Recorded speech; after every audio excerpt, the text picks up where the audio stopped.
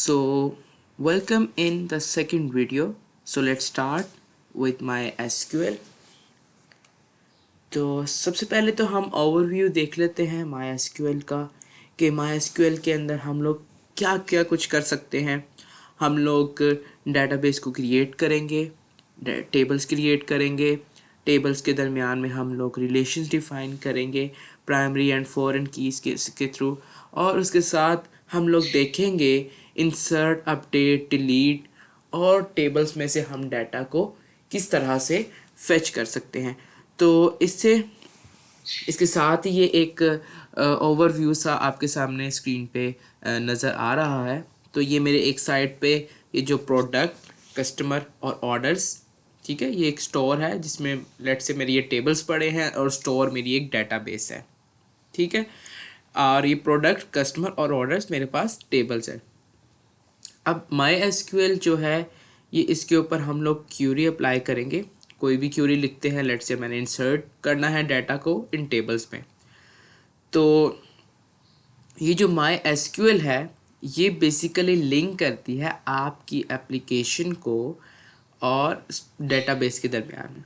ये क्या काम करती है, ये MySQL यहाँ पे डाटा को, यहाँ से अगर एप्लीकेशन से कोई पर्सन अपना लॉगिन कर रहा है या अपना कोई डाटा एंटर कर रहा है तो वो MySQL के थ्रू यहाँ पर आता है और इस स्टोर में आके एंटर हो जाता है।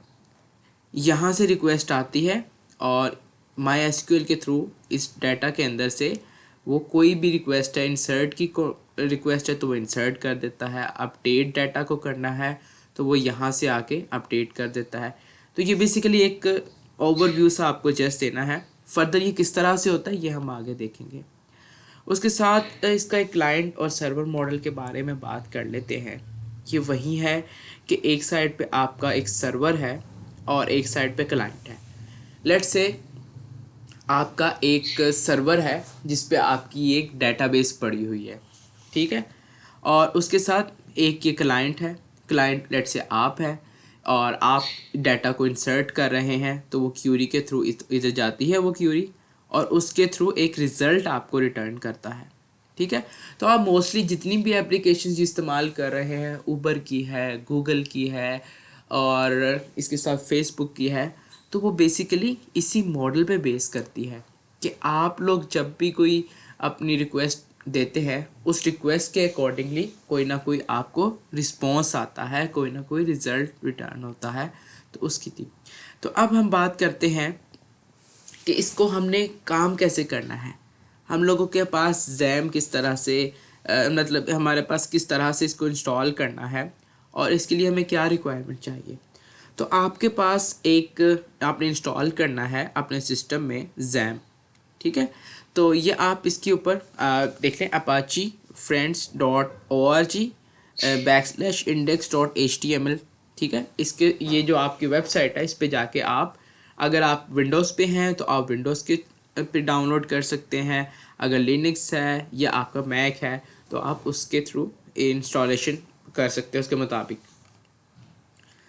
तो let's start with the demo. इसका हम एक छोटा सा डेमो देख लेते हैं कि इंस्टॉलिंग के बाद किस तरह से हम लोग एक MySQL सर्वर को देख सकते हैं। तो जैसे ही मैं इंस्टॉल कर लूँगा जैम को, तो अब मैं जाता हूँ यहाँ पर और मैं लिखता हूँ जैम। जैसे मैं इस पर क्लिक करूँगा तो मेरे पास कुछ इस तरह से विंडो ओपन होगी, ठीक है, जब आप जैम को इंस्टॉल कर लेंगे। तो आपने क्या करना है, अपाची को स्टार्ट करना है सबसे पहले, इसी तरह से MySQL को स्टार्ट करना है और ये जो एडमिन है इस पर आपने क्लिक कर देना है, ठीक है। जैसे ही आप इस पर क्लिक करेंगे आप देखेंगे आपके पास कुछ इस तरह से PHP My Admin ओपन हो चुका है। तो इसमें ये आपके पास मल्टीपल डेटाबेसेस मेरे आ रही हैं जो कि मैंने आप ऑलरेडी बनाई हुई है।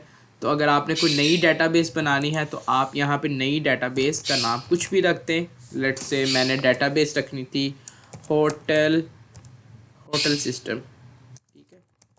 तो होटल सिस्टम करके आप इस डेटाबेस को क्रिएट कर सकते हैं।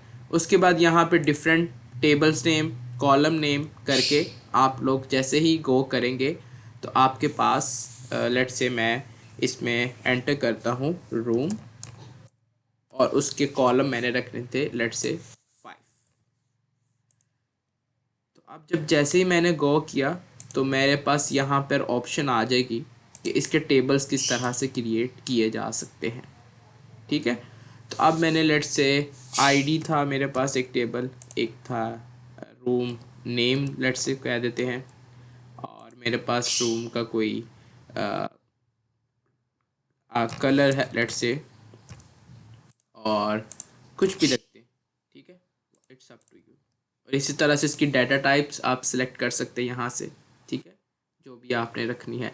और जैसे ही आप सेव करते हैं तो आपके पास एक टेबल डेटाबेस क्रिएट हो जाएगी। तो इसी तरह से मैं डिफरेंट टेबल्स के नेम रख लूँगा और उनकी टाइप्स और उनकी लेंथ डिफाइन कर दी, और जैसे ही मैं सेव के बटन पे क्लिक करूँगा तो मेरा ये यहाँ पर टेबल बन जाएगा। ठीक है, तो अब ये मेरे पास टेबल बन गया हुआ है। ठीक है, आईडी नेम कलर और लेट से मैंने ए और बी रखा था, तो ये आपके पास एक स्ट्रक्चर इसका बन चुका है। ठीक है, ये आपके पास टेबल है और ये एक डेटाबेस थी। तो अभी तक के लिए इतना ही। फर्दर हम इसमें देखेंगे इंसर्शन अपडेशन और डिलीशन कैसे होती है और कमांड लाइन से किस तरह से होती है, वो हम नेक्स्ट वीडियो में पढ़ेंगे। अब तक के लिए मुझे इजाज़त दें। अल्लाह हाफ़िज़।